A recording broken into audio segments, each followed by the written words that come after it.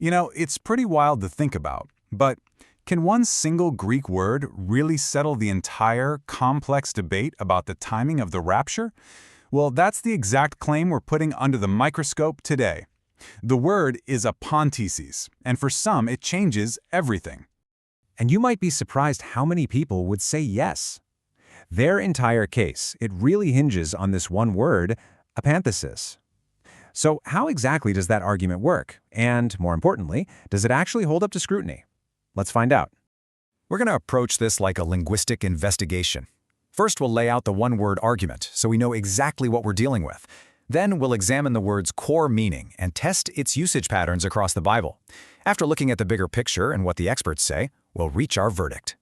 All right, so what is this one-word argument exactly? Well, at its core, it's a four-step piece of logic that tries to lock the rapture and the second coming together as one single, simultaneous event.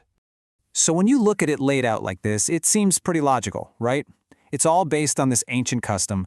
Citizens go out to meet a visiting VIP, and then they turn around and escort him back into their city. The argument is that apanthesis is basically a technical term for this whole welcome ceremony.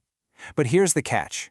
For this whole thing to work, that word has to be a package deal. It must always include that final step, the immediate return journey. Okay, so let's put the key piece of evidence on the stand, shall we? We need to look at the word itself, completely stripped of any assumptions. So what does it actually mean? Well, if you look it up in a standard lexicon, it's surprisingly simple. It just means a meeting, an encounter. That's it. No prepackaged itinerary, no travel plans attached. And this, right here, is the critical point. The word itself just describes the meeting. That whole idea of an immediate U-turn, well, that's not actually in the word's definition. It's an add-on. It has to be brought in from the outside. So the entire argument rests on proving that this imported idea is a non-negotiable rule. All right, so if this escort back idea is a hard and fast rule, then we should see it play out every single time the word or its verb form pops up in the New Testament, right? So let's cross-examine the evidence and see what we find. And wow, right away the whole pattern just falls apart. I mean, look at this. The lepers meet Jesus, but there's no escort. The servants meet the man, no return trip is implied at all. And check out Acts, this one's really interesting. Believers go out to meet Paul, but they don't turn him around and head back home. Nope, they join him and continue on his journey forward to Rome. It seems the word itself doesn't lock in the direction of travel at all. So what does this tell us? It's pretty clear. You can't rely on the word alone. The context is what gives you the flight plan, so to speak. Just because there might be a cultural custom in the background, that doesn't turn the word into a strict technical term with a fixed rule. So since the word itself isn't the magic bullet we were told it was, we have to zoom out. Let's look at the bigger biblical picture. What does the wider context suggest? I mean, take a look at what Jesus himself says in John 14. He says he's coming to get believers to take them where?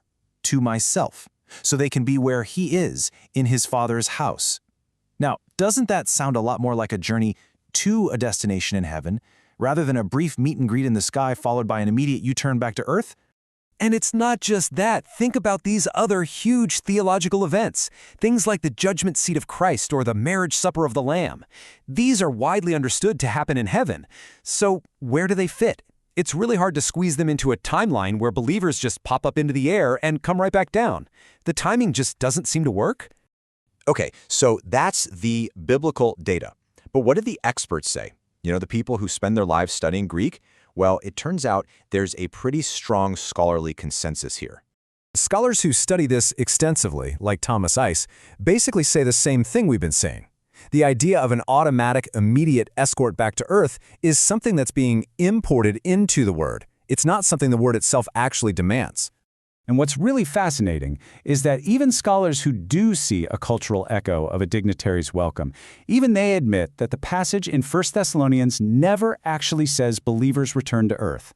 It just doesn't. The whole point of the passage is being always with the Lord.